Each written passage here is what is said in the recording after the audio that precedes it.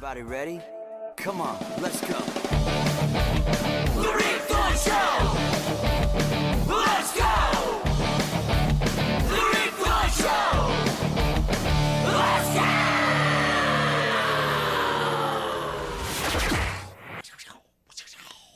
What up, this is Rick Thorne. Welcome to my show. I'm glad you're here. Thanks a lot for tuning in. If you haven't subscribed yet, please do. I love you forever. I love you anyways. This week, we got a rad guest. Every week, we have a great guest, by the way. Everybody's doing cool stuff that comes on this show that's motivating, that's inspiring. They're doing their thing, fearlessly being who they got to be, and that's what I love about my guest. The next guy is no exception. Give it up for the very funny comedian. I met this guy up at the Comedy Store, and I just learned how to say his last name, Sandy Danto.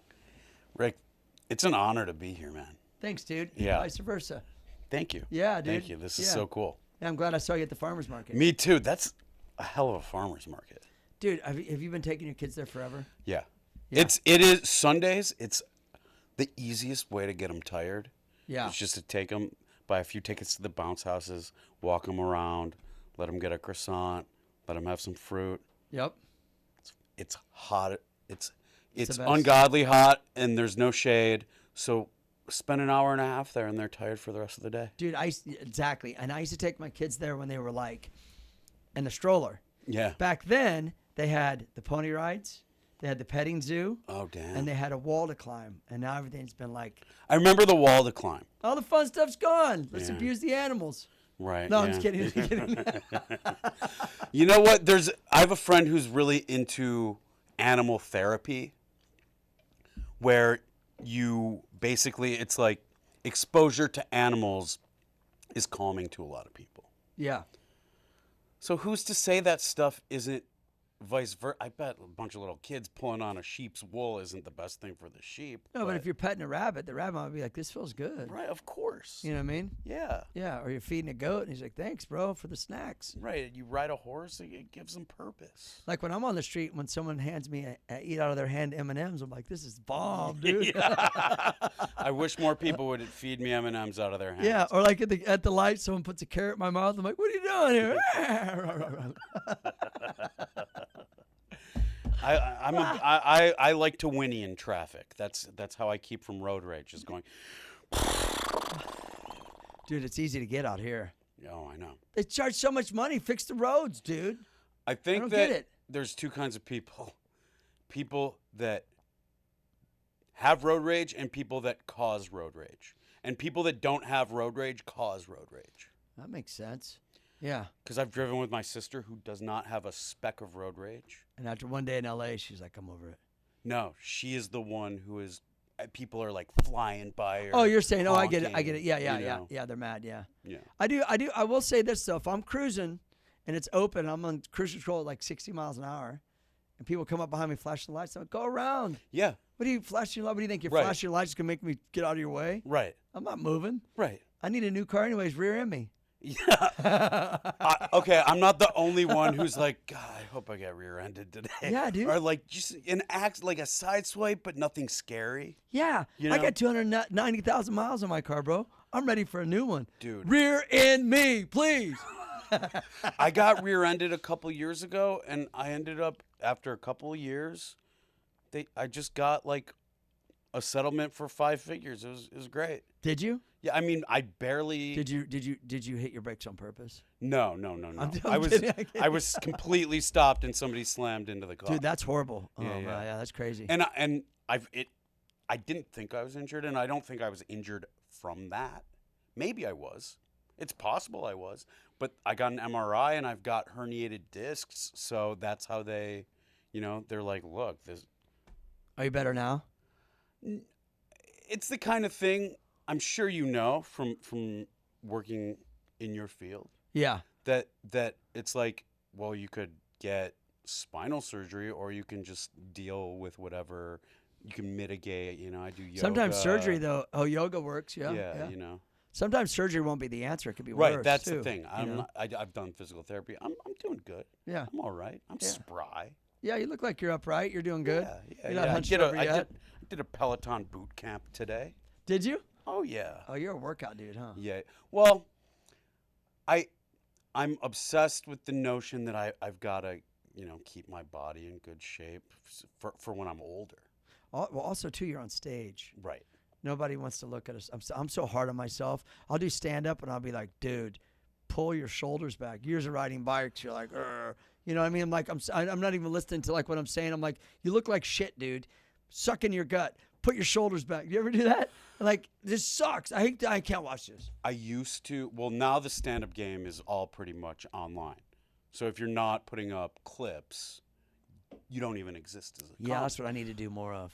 And I used to be very resistant to it, but you have to watch your game tape, and when you do, you notice those little things. You got to smile more. Mm-hmm. Oh, you got to like have better posture. Yeah. And it's really important. I used to be very resistant to doing that and to listening to my sets, but it's the only way to get better. It is. Well, it's like riding bikes. Yeah. I compare a lot of with comedy. For me, getting into comedy, I've been doing 6-7 years now, but I've always been around people and in front of cameras and this and that, touring and stuff. But just like watching yourself with riding, and you go, I can go higher, I can go faster, I can go bigger, or I don't like that extension or this and that. It's the same thing. When you in your heyday, would you watch? That's today, bro. No, I'm just kidding. I don't. I'm not going to argue against that. I mean, no. What was your question on the heyday? Would you watch your? Do you call them sets? What do you like? Your like in X Games? Your you run? Your run. Oh, of course. Oh, and be like, okay, I need to improve that. Oh, the landing was a little off there. The rotation. Of course. Okay. Yeah, that's and cool. there's a lot of similarities to what we're saying with comedy, or like, because you got your run, you got your set, you know your stick, you know what you're gonna do. I know my tricks. I'm gonna separate myself from that guy. I'm not gonna ride like that guy or dress like that guy, because you guys are like all the same. Right. I need to be an individual, and that's where I'm gonna ask you this, because you're an individual on stage, 100%. And I feel like a lot of, and not dissing anybody what they're doing, there's not a lot of that in comedy. There's a lot of like the characterism has been kind of like, it's more just about like trying to get the joke to get the laugh, which is fine, which is great. You're doing your thing, but I don't feel like there's setting yourself apart makes you timeless. Thank you. I try to do that. I try to just be what you see is what you get. Although I did, speaking of what you just said, I started wearing a suit a few years ago because I was like, I dress like a stoner. I'm not a stoner. I want to present something neutral, so I wear the suit. Yeah, that's like your stick. That's your yeah, thing. yeah. And it's like, I'm in show business, you know. It's kind of, it makes it more fun to dress up a little bit, even though like I'm not. Before that, I was never a suit guy, but I'm one of these guys, like, I either gotta dress like this or a suit. I can't do the like medium way where you're like, I'm wearing a collared shirt and khakis. Like, I just look like an idiot. Yeah. It doesn't look real at all. Got I it. look like I'm it's my first day in America at a job interview to be a busboy. You know what I mean? Hey, I was a busboy for 7 years. I was a busboy for a few years too. Where? What restaurant? Buddy's Pizza in Farmington Hills, Michigan. Bro, busboys unite. We know how to clean some tables, dude. And then I've waited tables where it was like, you're also the busboy, dude. Oh shit. Okay, I did the Olive Garden 7 years straight. Whoa. Climbing up the ladder in Kansas City. Let's go. Hell yeah. Yeah. Midwest boys. Yeah, of course. Midwest bus boys. They don't make them like us No, anymore, they you don't. know? They really don't. You know, there's a show. Now they got online order guys. You know what I mean? Pretty much. No one's going to go to restaurants in 2 years. Right. We're all just going to have it delivered to our house for it's only $30, and then you check out and it's like, oh, it's $75. And then it comes $30 in fees. Drops off your nuggets. I don't know where the fees are worse. Ordering food online delivered to your house or buying concert tickets. Both, you're like, oh, these tickets aren't expensive. And you check out, you're like, there's $100 in fees. Sweet. Either one, you got to take a loan out. Seriously. Yeah. So wait, let's back up because we're getting all over the place. So busboy crazy. I took my busboy skills and I used it in Hollywood. There was a show. My friend, shout out to Avery Pearson, ran a show at the Improv where I played a busboy and I actually bussed tables and interrupted the show. Oh, that's cool. It was so fun. Oh, dude, that's kind of a cool thing. Yeah. You should do that again. I did it for a few years. Whoa, It was that's maybe like 5 years that I did that show where I pretended to be like I actually bust the tables, and then you'd be talking back. and then I would go on stage and interrupt the that's show cool. and tell jokes and be That's like, awesome. pretending like I'm just trying to get stage time. I'm working here just so I can get stage And time. everyone's like, "No way, he's good." yeah, it got me yeah. a lot of goodwill. It was Yeah. great. That's pretty cool, actually. So let's back up though about the timeless look. Yeah. I grew up with the Kinnison. Mm-hmm. I mean, I'm a little older than you, so I was like the Richard Pryor, George Carlin. We got to watch whatever we wanted. Bill Hicks, all that stuff. But then you got Kinnison, and you got like Andrew Dice Clay, and like so everybody's different. They don't have to have a character. They can do whatever they want and be funny. It could be. Don't you think that's kind of a rule to comedy? Just do what you want. 100% that's how it should be. And I do think there is a copycat culture because the algorithms pick that up. And people go, "Yeah, I got That's you." why all the crowd work clips are the thing right now. But yeah, it's like somebody sees a comic blow up on TikTok or Instagram or YouTube, and they're like, okay, I'm just going to see that model of success and copy it. But you want to know something funny about those guys specifically that you mentioned? My first job at the Comedy Store was to go through the archive of tapes. That room, Ciro's, the back bar, you know what I'm talking about? Yep. Used to be wall-to-wall piles of VHS tapes, Wow. Betamax, High 8, Wow. some DVDs, and I had to digitize all that stuff. Did you do it all? I did it all, and But you had to know, see after a while, there were a lot of repeat tapes, and there was a lot of like, oh, this is just a different camera angle from the tapes I did already, and so, but I watch a lot, and I'll say this: comedy is not timeless, unfortunately. Yeah. But the ones that were Kinnison, Robin Williams, That's what I'm saying. Richard Pryor, what I'm Bill saying. Hicks. Yeah. Paving their own ways. Yeah. I think I do. I've said this before on an episode. I used to be a big. You said Bill Hicks. I got to say this, and maybe I'm wrong, but this is what it feels like. Do you know? What's his name? No Cure for Cancer. Denis Leary. Do you think he Right? bit? Do you think he bit Bill Hicks?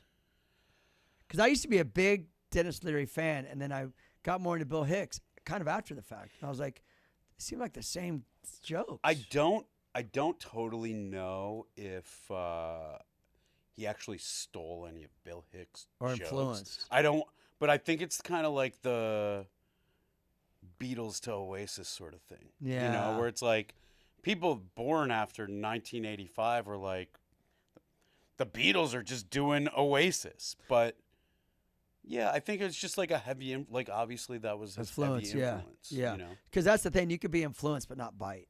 Right. But you know what's funny about that is no one ever even attempted to do that to Kinnison. There's never been another guy like that ever. They've tried, though. People Yeah. try. They yell and scream on stage. Dice, there's people that Dice's tapes too were I still found very funny when I was digitizing them. Yeah, and you know, you might know this about Dice, and I don't know if the people do, but didn't he used to do his act like on Hollywood Boulevard? And like he used to do this. I saw something about, I saw a documentary about him or something where he would like do like his stuff like as if like he's just a no-name dude just doing his stuff on the street. That sounds right. I could also see him doing street performances not as him because he loves to fuck with people. Oh, his Instagram's the best. Yeah, it's great. Yeah, It's really it's kind of ironic though because he went from like, not that he can't still do that, but like he was like filling out stadiums and stuff, right? And now he's like a dude on. And people don't notice him in New York and stuff, and it's just funny. Right. You want to shoot the photo with? Oh no, like they don't. They have no.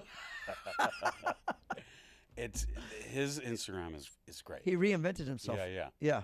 And that's amazing. It's awesome to see. Yeah, it is awesome. And speaking of reinventing, though, like, do you ever tell a joke one way and then feel like you could tell it better, and you keep telling it more and more different ways to perfect it? Oh yeah. I listen to all my sets Okay. on the way to the next one. I'll listen to the last one while I'm driving to the next one. I'm like, I wonder if I try taking the second part and doing it first. And I'll be like, yeah, that's the solution. And then I'll do that and I'll be like, that was not the solution. Got it. But sometimes it is. Yeah. Sometimes it is. And sometimes I'm just like, okay, let me try it again that new way. And maybe it was just like a fluke thing, or I wasn't confident enough about switching it up because I haven't done it before. And then that is, or it's just a matter of taking out like one word or making a different face or smiling while you're doing it. Because there's some dark stuff that people know is funny, but they don't feel comfortable laughing at, that if you just present it in like a shiny sort of like, whoops, this is bad, but I'm saying it, they'll come around. It's all the delivery. You got to sell it. Yeah, the delivery. Yeah. It's all of it, right? Yeah. Yeah. And you're good at crowd work, right? Yeah, you know, it's funny. When I got to the store I got there 2006, started working there in 2007. All anybody did was crowd work. Not the paid regulars, but in potluck. You know, that's the night at the store where everybody who works there gets a spot. Right. And it was so poorly attended back then, from like 2007 to 2000, let's say 10, 11, that all there was really to do was like talk to the audience, maybe try to weave in a few jokes. And as a very young, impressionable comic, I would see the guys who had been there a few years before me doing that. And I was like Rick Ingram. He was one of those guys. And he's one of the all-time greats at it. And oh my gosh, he's good at crowd work, yeah. And I remember I had friends who they weren't agents, but they, you know, were like on agents' desks. They'd be like, don't do crowd work. Nobody respects crowd work. Crowd work, anybody could do it. But I was like, as a comic, I was like, that seems like something that you should know how to do really well. And even though it was very out of style back then, I was like, I think I need to figure this out. Right. And so I did it, and I got good at it. And then I went to New York for a little bit, and I noticed it's not that people don't do it. There were like a handful of guys that were the crowd work comics. Yeah. But everybody else was just working on their set, perfecting their jokes. Joke, joke, joke, joke, joke. I was like, you know, maybe it's time for me to do that instead of riffing and... But don't you think it's good to have like a little bit of both? 100%. Yeah, that's right. You must. Yeah. And honestly, I do my best writing when I'm just doing crowd work and riffing. Every now and again, a young comic will ask me, "What advice do you have?" It's just, and it took me a while to figure out what my writing style is. My writing style is outward processing, like talking, being on stage, having conversation with my friends, whatever. And some people just sit down and they're like, write jokes. Some people need to read the news or walk around, but that mine is to talk. Right. You know, because I think it comes from whatever hole I have inside of me where I'm like, oh, I need to have people like me and be funny in order to have that happen. And it's like a switch flips. Got it. You know what I mean? Yeah, I do. And I don't think that there's like a right or wrong way to like develop your style. No, you no. know, like you could be like super badass at crowd work, or you could be, you know, one-liner kind of dude, or a storyteller guy, or over the top type of personality. There's no limits. Really. I honestly think it's best to try out all those things and see which one fits. Like we were talking about the influences. When you go to start doing open mics, every comic is just a facsimile of another famous comic that's their biggest influence. Yeah. And like you were saying about how I'm just me, it's because I did the one-liner thing for a while. I do the storytelling stuff sometimes, but impressions. I just try crowd work, jokes, setup, punch. I just try to weave it all together. Yeah. Because I like all those different kind of comics. So do I. Yeah. You know? Yeah. It's and what I compare that to, I said earlier about riding, is it's like riding. Like, oh, I rode flatland, or I rode street, or I rode dirt, or I rode park, or I specialize in this. You do it all, and they all benefit each other. So you never know when you might need to pull out a little bit of crowd work. And if you've never done it, you won't be like deer in headlights. Right. So it's just another thing to have in your Rolodex of like jokes or performance, I think. You Dude, know? So I had not done as much crowd work for a little bit. This was in 2019. And I was going on the road with Adam Ray, who is, I think, the best crowd work comic I've ever seen. Dude, and also character development. I mean, it puts Yes, a lot of 100%. characters. I was Yeah. just at the last Dr. Phil. Just amazing. And so I try to, I'm there to compliment the headliner. And I was just not in the habit of, and it was after I'd gone to New York and wanted to focus on building my material up. Then I opened for Bobby Lee in Ontario. And I was doing some crowd work. He doesn't do a ton of crowd work. And these two guys did not like what I had to say. There were a couple of Latino dudes, and they started, I don't know why that's relevant, but I guess maybe, they started flashing gang signs at me. And I was like, By what you were saying? Yeah. Yeah. And I was like, I thought they were joking around, Yeah. And so I kept doing it back and forth. And then one of them threw his chair down and tried to rush the stage. And I kept the laughs going, even though there was a literal riot, because they got him under control. Then his buddy tried to do the same thing. And then it was like 5 minutes of mayhem. Wow, that's crazy. And dude. I had to get the show back on track. I'm joking the entire time that this is happening. But then the smoke clears, and I realize this isn't my show to just totally disrupt. I have to get it back. Then I had to do crowd work and joke about what was going on in the room until it was all back to normal and reset. And then I did a few of my jokes. And then I brought up Bobby, and it was like nothing happened. Wow. And it was on my daughter's first birthday, and my mom and brother were visiting from Michigan, and they were there. And this is how much. You're like, dude, your shit's violent, dude. You need to get in a different career. This is this is how much I have fucked my poor mother up. After the show, I'm like waiting around.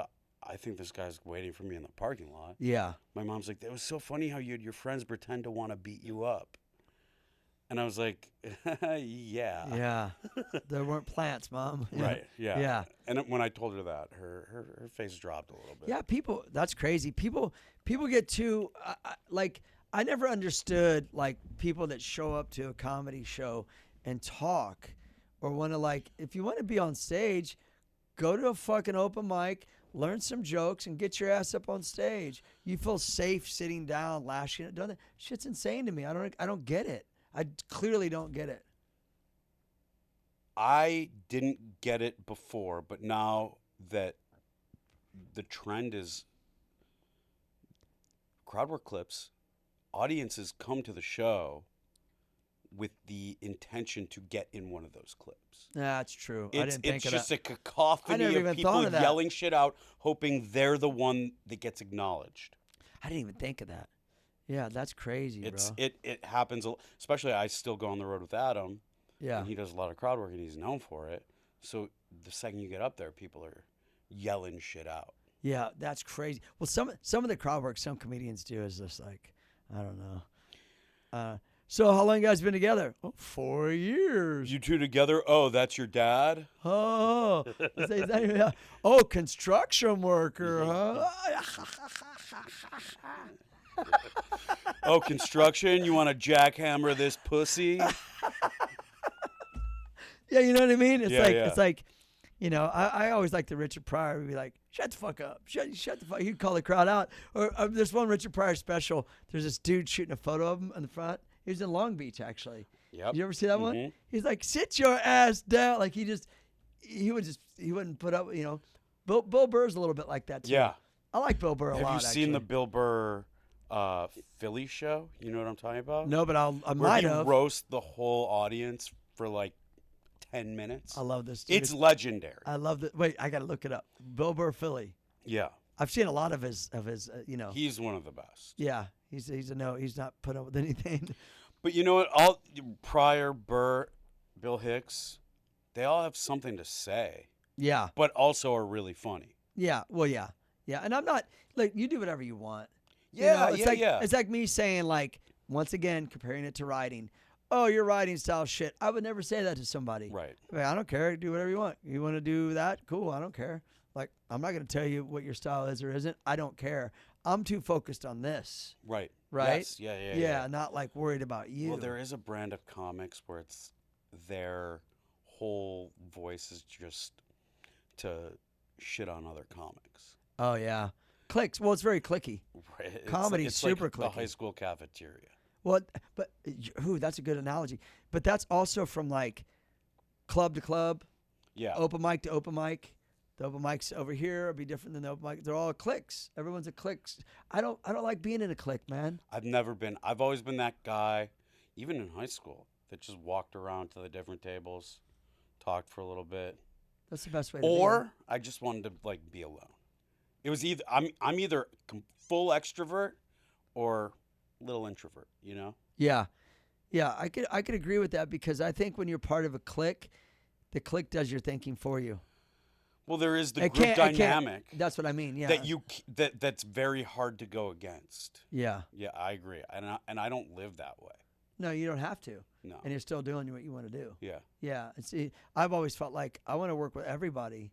Same. You know, like I want to do shows because I want to perform for everyone. Right. Not be like, because it gets clicky in my world of sports as I well. bet. Yeah, and same with music. Bands are clicky. They tour with this band or with that band. Well, you know? everybody's opinion of other people's work, and I think a lot of it isn't necessary. You know, everyone has different tastes, but Yeah. also there's insecurity when there's a group that you feel you're better than, or a comic that you feel better than, or a writer that you feel better than, and they're having some success. Not everyone does this, but some people just choose to deal with it by making them try to seem smaller. Yeah. And I understand that basic human nature reaction, but I'm in my 40s. I'm not a little kid. You're old, dude. I'm fucking old. No, you're not old. You know what we're like? I agree with you. We're like chocolate, bro. Like Switzerland, bruh. Yeah. Yeah. Yeah, Woo! dude. I'm like hazelnut. And I'm dark. Oh yeah. I'm 98% dark. No, I'm very much white chocolate. Yeah. I'm full white chocolate, bro. You know what I mean? Me too. Yeah, with some macadamia nuts in there. Hey, so how did you get into comedy? I was in college and I was tripping on mushrooms, trying to figure out what I was going to do with my life. I'd switched majors a bunch of times. I think I went away to college. I was like, I'll do the business school, and I didn't like that. I was like, I'll do pre-law, and I was like, nah, not for me. You wouldn't have your hair at this point. Right. Yeah. Yeah. I've been holding on to this hair by a thread, by a single hair Trust me. for a while. Hold on to it, brother. I'm trying. I'm trying, man. I'll go to Tijuana, have them put donkey grafts of hair in my head before I go bald. Well, let me know where to go for that. I but will. yeah, I'll yeah. let you know. So keep telling. So you're tripping on shrooms. So you're I'm in tripping on college. mushrooms with buddies, and I'm like, I'm trying to figure out, and then I just have this thought, like, what am I good at that I'll enjoy doing for the rest of my life? And that's a very heavy question. Yeah. You have to, and I've never had a hard time making friends. I've never had a hard time making people laugh. I think when I was younger, just being likable but obnoxious made people laugh. Yeah. It took a long time for me to figure out joke writing and all that. But I was just like, you know what? I'll do comedy. I've always wanted to do it. I had this mental hurdle about how audacious it is to tell people I think I'm so funny that I could make a living doing it. It's a pretty audacious thing to say Yeah. and think. Yeah. But you have to be a little delusional to even start trying to do it. A little bit. A little bit, but you also have to set goals. Right. Because I think some people, they get comfortable in anything. For sure. In their circle and their clique, and they show up and they do the same thing and expecting a different result. That's also called insanity. Right. So you have to like go for it and say, okay, I'm going to do this. Yeah. And if you believe you can, then you can. You know, if you fully believe you can, but you got to be ready to put in the work. You got to put in the work, and you also have to be realistic with yourself. That's it. That's it. Honest with yourself is the number one thing. Yeah. I'm having to be honest with myself right now. I've been in this for almost 20 years, and I've been very resistant to.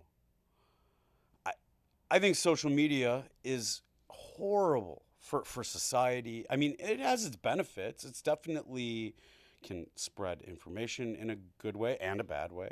It's entertaining, it connects people in a way that we weren't connected before, but it's terrible for most people's mental health. Let's just be honest about that. You know. Yeah. I'm listening to a book called The Anxious Generation about how anxiety and depression skyrocketed in the 2010s once social media came into effect.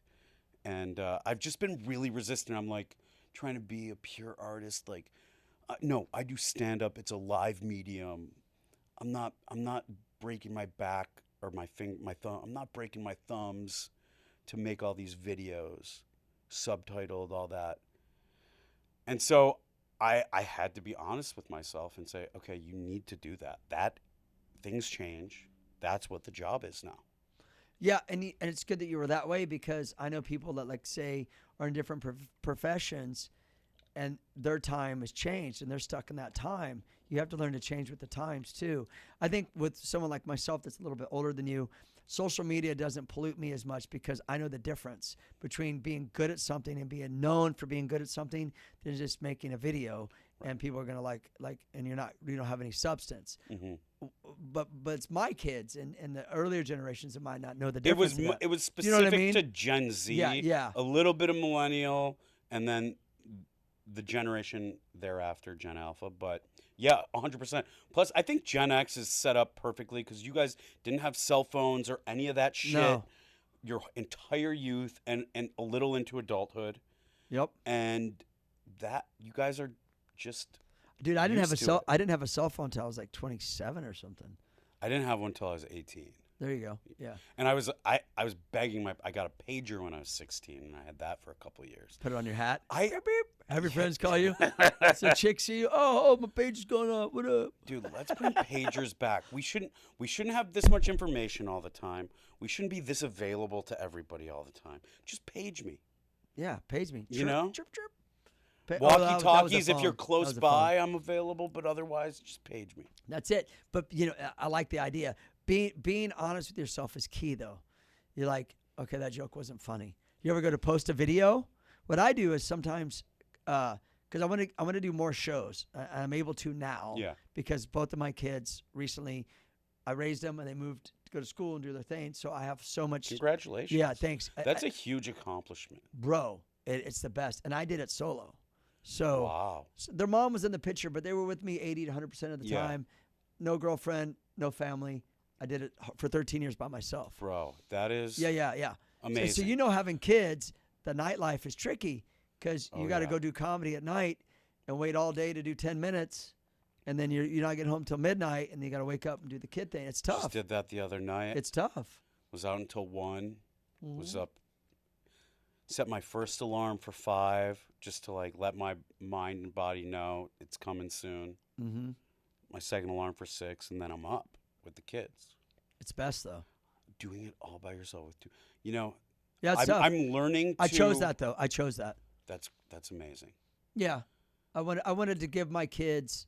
Make this about me right now, but I just want to say this. No, I want to hear. I wanted to give my kids. Okay, I wanted to give my kids all of me because I didn't grow up with my dad, and I was like, nobody gets left behind.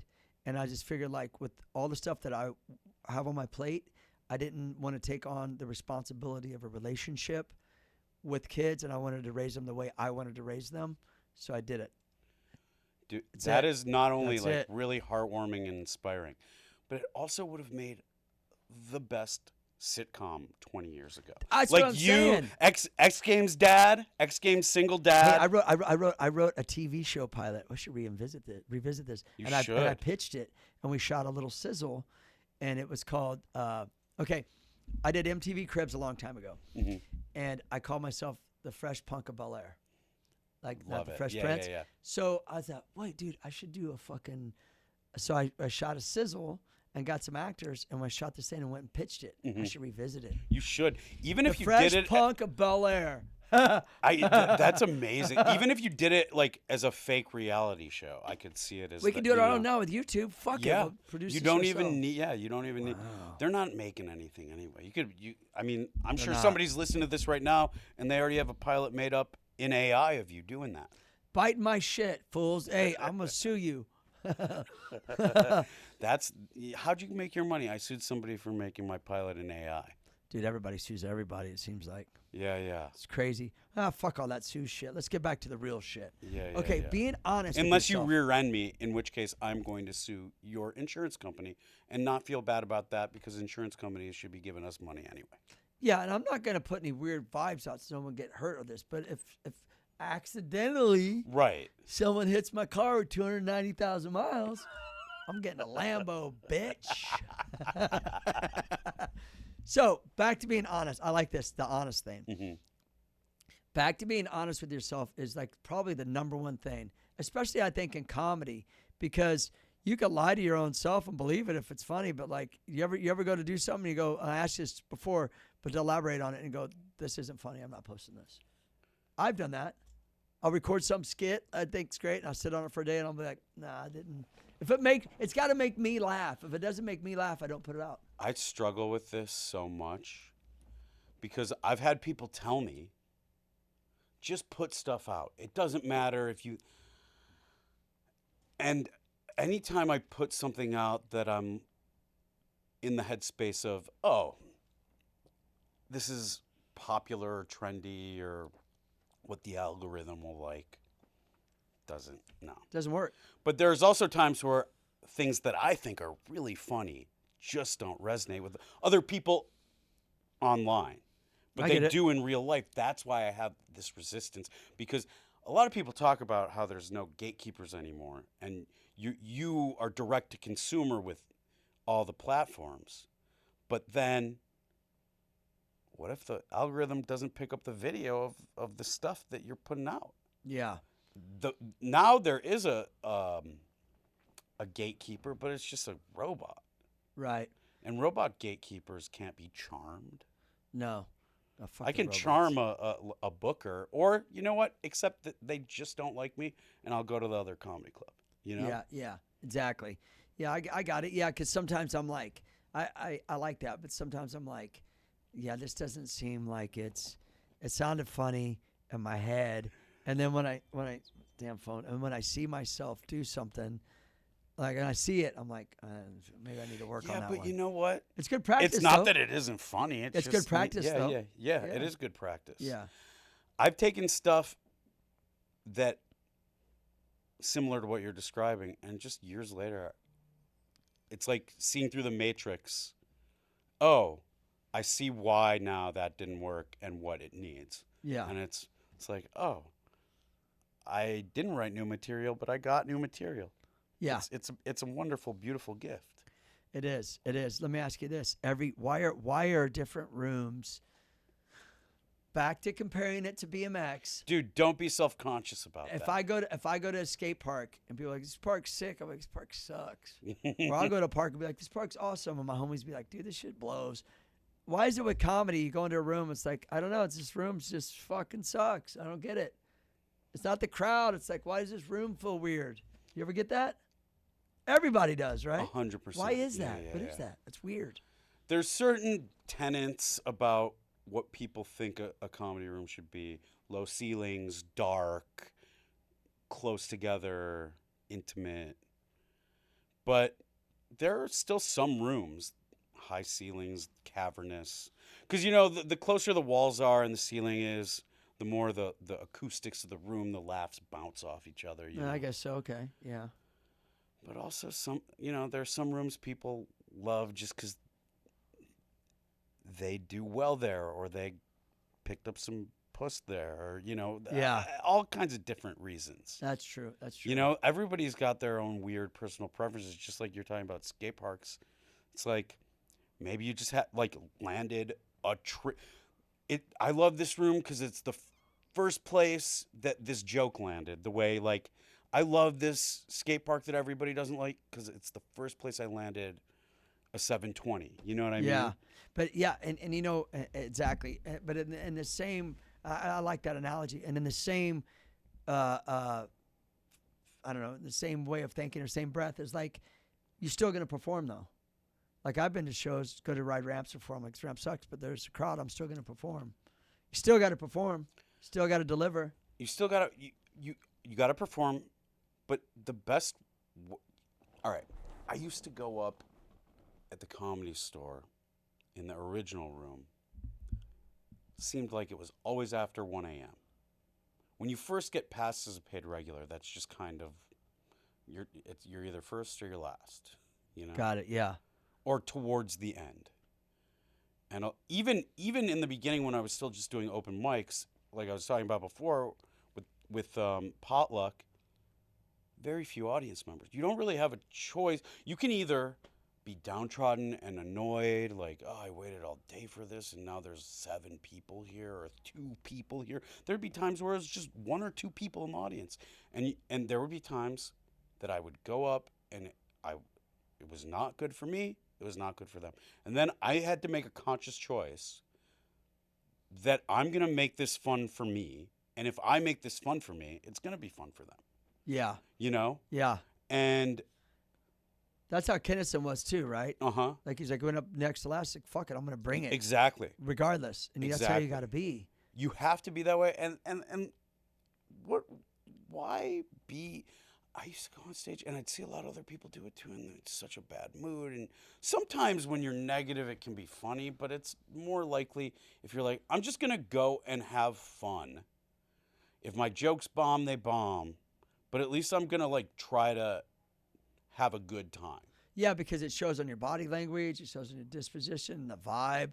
Like you're people are watching you. So if you look like you're being negative, it's like unless your stick is like Mr. Negative Guy or whatever. Right. It's different. But yeah, I get it. And there would be times when I have such a bad day. There was a little while where I was living out of my Camaro T-top, and I was like, everything sucks. And then I'd get up on Camaro stage and I'd be T-top. like, dude, that's not a bad gig though. Dude, it was the best car I've ever. So much fun, except I got pulled over once every other week. Why is that? Just one of those cars that gets profiled. The T-tops? The T-tops. Dang, dude. The Camaro. But honest, they don't make anything in T-top anymore. I know. That's a classic. I think everything should come in T-top. Yeah. It was. I miss that car so much, and if I ever get a chance to buy one again, I'll definitely buy one. Tesla T-top. You know what? That's one I could see happening. Yeah, that's Elon, how. Don't bite our shit. That's how Elon gets the public back.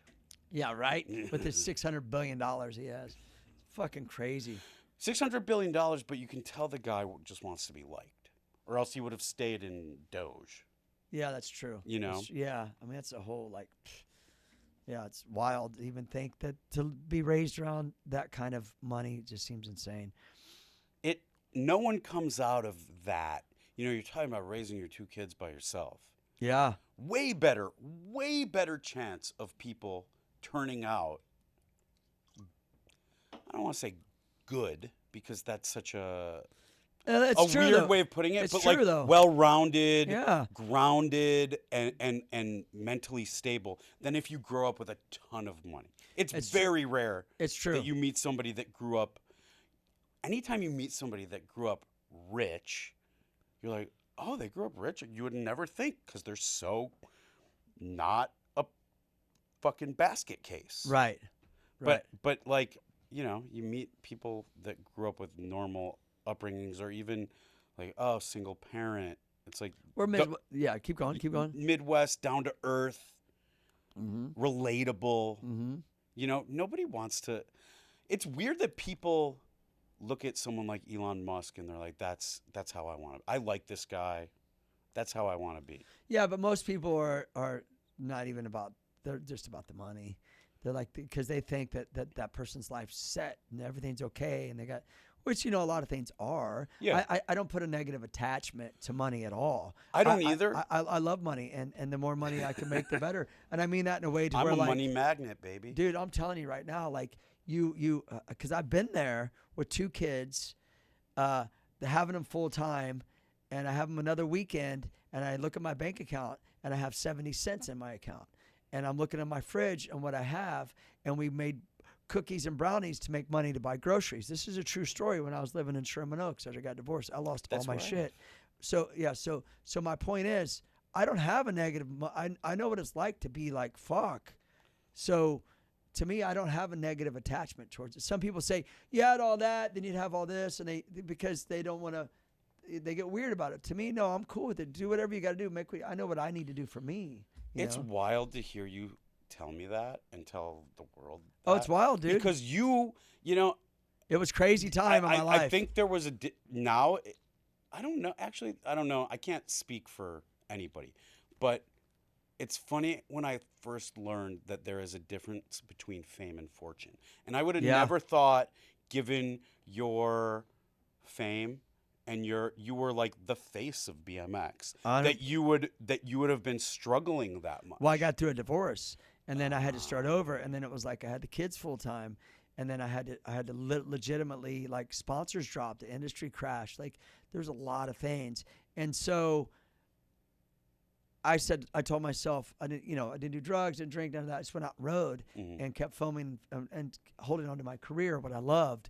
But the point is that, like, yeah, man, you got to keep setting goals, and you never know where life's going to take you. But if you have these skills to, like, make money and to develop things and reinvent yourself, that's the key. The reinventing yourself is really something. Yeah, because that's what happens to athletes, bro. They keep competing, thinking they're going to get a different result, and then and then their sponsors go away, and they don't know what else they're going to do. Do you see what I'm saying? I think there's something Not all of them, but some of them. psychologically with athletes, because starting very young, they're praised and they're used to a certain result, and then your body just doesn't allow you to have that result, but your mind still expects it. Do you think comedy has that though too? For sure, because you don't see too many comics specials coming out, or too many the older comics, people don't want to watch them, right? Clips going viral that are over 60. I mean, it happens, but not very often. But you got to be in the game for 40 years and build an audience like Carlin or some shit. Right. To still captivate that. You do, but even still. But even at his older age, you feel like he was just kind of complaining?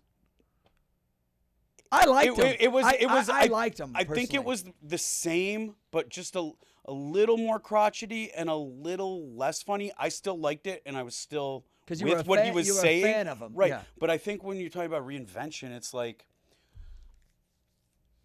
if old people, and not like in a try hard, like, hey, young people, but you do have to reinvent yourself in a way where you're constantly sort of like raking more of the untamed beach for younger and younger people, because when you are that and you have that fame, you just have the same audience that you're bringing with you, and they just recede over time. Yeah. So you do have to reinvent yourself, even if it's not younger people. It's just like a wider swath of people, and it's also not everyone changes, but if you're an artist, you have to.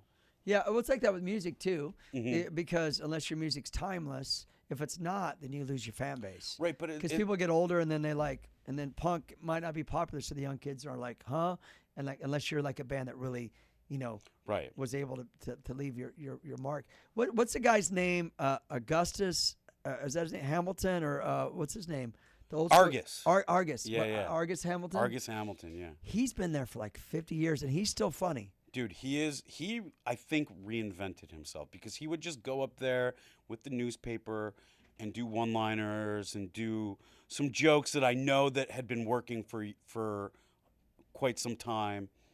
And then sometime in the last 10 years, he's always written new material. Yeah. But he's like, it's been amazing to watch the Argus Renaissance, because I have friends come to the Comedy Store all the time. Do you get me on the guest list? Yeah, no Of problem. course. Yeah. It's of one course. of the great amenities of being passed at the Comedy Dude, Store. and being passed is like a badge of honor, bro. Oh So yeah, congrats. having your name on congrats. the wall and yeah. your headshot in the hallway. It's the coolest. Badass. And they'll be like, I love Argus. And I never expect to, well, I didn't used to expect to hear it, but now I do. Yeah. I was up there the other night and he said this joke. He's like, I stood on the stage 50 years ago dreaming of like where my life would be 50 years from now. And everyone just started laughing because he's still on the stage there. No, not that he hasn't done more, but that joke was funny. He pokes at himself, and that's part of being a comedian. You got to kind of make fun of yourself a little bit. 100. Like- The ones that take themselves too seriously, that's a one-way ticket to not being Failure, able to reinvent dude. Yeah, yourself. yeah. That's how you fade. Yeah. And then you can't accept it, and with honesty and self awareness, that's what I think. When you're super rich, I would rather be that single dad with 75 cents in my bank account trying to figure it out than a billionaire. I know people are gonna think that this is just a hot take to be a hot take. Never want to be a billionaire. Are you kidding me? That seems actually horrible. I would like to be a multi-millionaire. Yeah. But being a billionaire, everyone's lot to carry. everyone's coming Yeah. after you. Yeah. You have a staff. You don't know who you can trust. That's when I get the horse extensions in and I move to another Yeah, island. yeah. Did you get a horse mane hair transplant? Yeah, man. Don't Yeah. tell. You like it, and they're like, yeah, it's great. It looks awesome on you. I wouldn't do it, but it looks really good on you. Yeah, exactly. You don't know who you can't trust. Nobody's telling. That's how these guys get to where they're so delusional that they think they could just come in the government and fix everything. Because nobody is telling them that they Oh, can. yeah. Like, and what's your stats on that? Just because you have money on all of a sudden, you got to tell people how to live and what to do just because you're rich? Like, Right. doesn't mean you're like fucking know all this other stuff. Like, you built cars. That's it. Okay. Doesn't mean that, Right. or Bill Gates or whatever, whether you like the guy or not. Like, so you're going to tell people like what they, like this is happening. Shut Right. the fuck up. You're just rich. That's why people are listening to you. You got a bunch of yes people around you. Right. Yeah, Exactly. go for it. Yeah, just keep paying me. Just say yes. Like, You know want to what I help mean? the world, donate money to certain causes, sure. and shut the fuck up about it. Right. Just do it. Right. You know, you don't need to be applauded because you did that. Just do it. But at the Just same do it. time, I don't think just because they're rich, they're bad. I don't think so at all. There's plenty of rich people that shut the fuck up about it. I know. And, you don't know who they are. Like Clint Eastwood. Yeah. Yeah, that's my idol. Yeah. Hey, I'll tell you a real quick story. When my daughter was in Girl Scouts, we had to sell these fucking cookies, right? I do this in my skit, part of my skit, my some comedy. And anyhow, I had to sell all these cookies. Mm-hmm. So I went door to door looking like this, I love it. you know? When did you start getting the head tats? Around 2015 or so, or Okay. 14. Okay. But point is, I sold all this money for these cookies, and I had to go buy groceries. Mm-hmm. And then they call me and go, "Did you sell the cookies? We need the money." This is true, bro. So what's the fucking crazy thing is? I can relate to this so hard. Okay, get it. So what's crazy is then I would go on the street and everyone would be like, no, dude, it's Rick Thorne. What up, bro? And in my head, I'm like, yeah, just bought groceries with my daughter's Girl Scout cookie. Like, I kept my fucking mouth shut. So I got to get the fuck out of this thing. I got to reinvent. I got to figure this out, because you never know where life's going to take you. Mm-hmm. But those skills, I think, that we learn to be in Midwest kids is going to come in. It's going to help us For sure. a lot, sure. just for survival. You know? Yeah. Yeah. Because That was a crazy story, though. Streetwise, yeah, that's. I want to tell you. Well, that. I'm going through a similar thing. Like I was waiting for a payment, like a direct deposit to come through, and it didn't. And my wife gave me money to buy Stevie Wonder tickets, and then the show got canceled. She's like, "Send me that money back," and I didn't. You got have it. You got blindsided. And yeah, just I'm kidding. just like, Bum. when like things feel like blurry in the periphery, and you're just like, oh shit, what am I gonna do? I get it. And then you got these kids you got to take care of, and it's different. And I'll Yeah. tell you this much: little kids, little problems. Yeah, Because when they get older, bro, but enjoy it. yeah. They look young. They Believe look, me, but enjoy it. I'm yeah. sure you do. I'm trying my best to just. Because when they're gone, dude, they're gone. Both of my know. kids moved. and it's very, It fucking hurts. very It hurts. short amount of time. Yeah, and they're off living their life now, and they're like, they love me, and they want to, we talk every day, but still, it's like, it's not the same. It's just, the people grow, and I get it. but those times are like being at the farmer's market with your daughters, picking out fucking apples and shit. Like that's why me and my son go down there when he comes here. Because we're just reliving that's just what we do. You know? How old are your kids? He's 17 and she's 19. Wow. Yeah. My goal in life, I forget comedy or any sort of creative achievements. My absolute goal in life is just for my kids when they're adults to want to hang out with me, not out of obligation, but they enjoy being around me. And it's not just like, oh yeah, dad, you know, like mom and dad, we should go see them or what, but they want to, like, they make an effort to, not that I'm not going to also make the effort. Of course. But I think about it a lot, and I'm impatient. I'm anxious. I get overstimulated. So there are times, and I'm working on it, where I'm just, and I try to be as cool to my wife as possible because she's got a normal, steady job. I've got all the flexibility in the world. Not just because I do yoga, because I got nothing going on during the day. I work at night for 20 minutes, maybe 40 if I'm working a double, you know? Yeah. And so I'm just trying to, like, sometimes I'll be like, you go do yoga after work, even if she's not going to get home until, like, bedtime for the kids or whatever it is. Go have dinner with your friend, whatever. And then I'm like, then I'll be, like, trying to make lunches and get them to eat dinner and clean up the house and feed the dog. And I'm preaching to the choir. You did it by yourself always. Yep. So now I feel like an asshole even saying it to you. But I'll have those moments of I get impatience and overstimulation and anxiety. And then I'm just like, you know what? It doesn't matter if I get all this shit done on time. It just matters that, like, I don't, like, blow up or, like, I told you not to do that. Yeah, you but, know, but you're a normal person. Everyone's going to fall that way, especially as an entertainer, because we're all trying to come up with material and reinvent ourselves. We're going to go on stage later, and we want to be like, you're performing. It's different. It's different mindset. Well, I have all those things in my head too, and I'm also trying to, like, just be present. Doesn't mean you're bad. I felt the same shit. Trust me. Compartmentalize what is and isn't. But how did you do that? I brought him with me. I brought him with me a lot, and then, like, I didn't get into comedy. I started doing stand-up comedy in 2019. So they were a little bit older so they could stay at home. When they were younger, though, they went everywhere with me, everything. And I quit touring. And what was hard for me was when you tour for like 25 years straight and you just got to stop. And you just see everyone still going. You're just like, oh.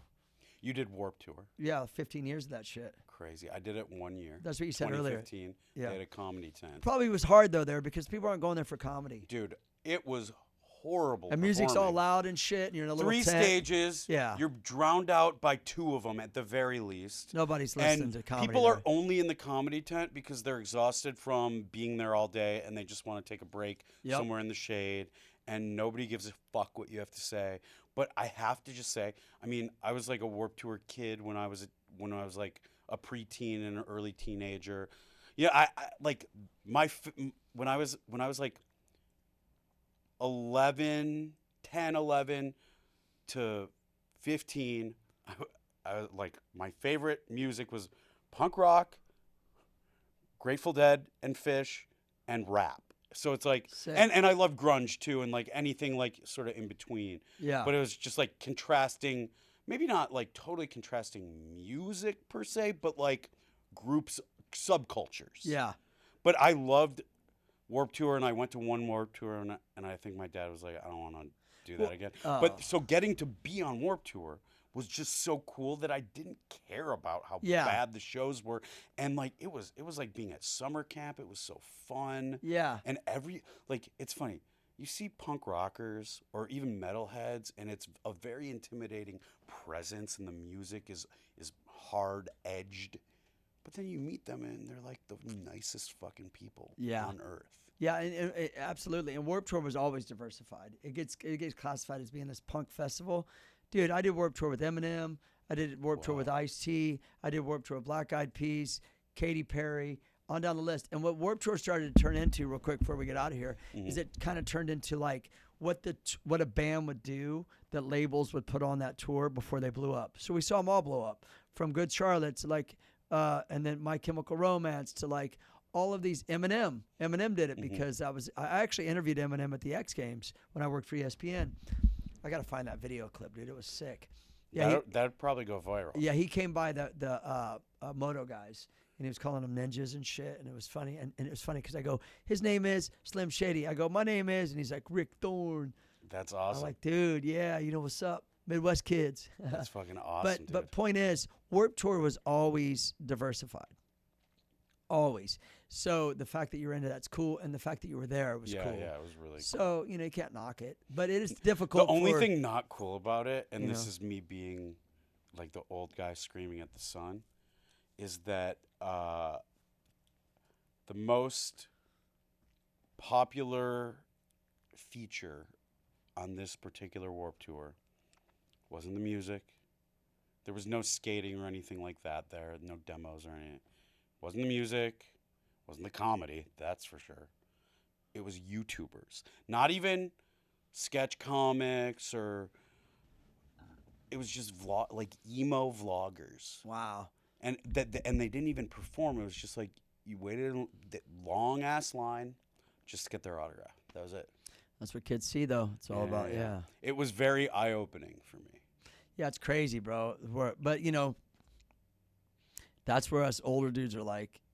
I guess there's a skill to what you're doing, but like, we always thought that like to be known, you had to develop a skill. Right. You had to be skilled. But when you develop skills, you have more of a lifelong adventure, job opportunities than just like a flash in the pan.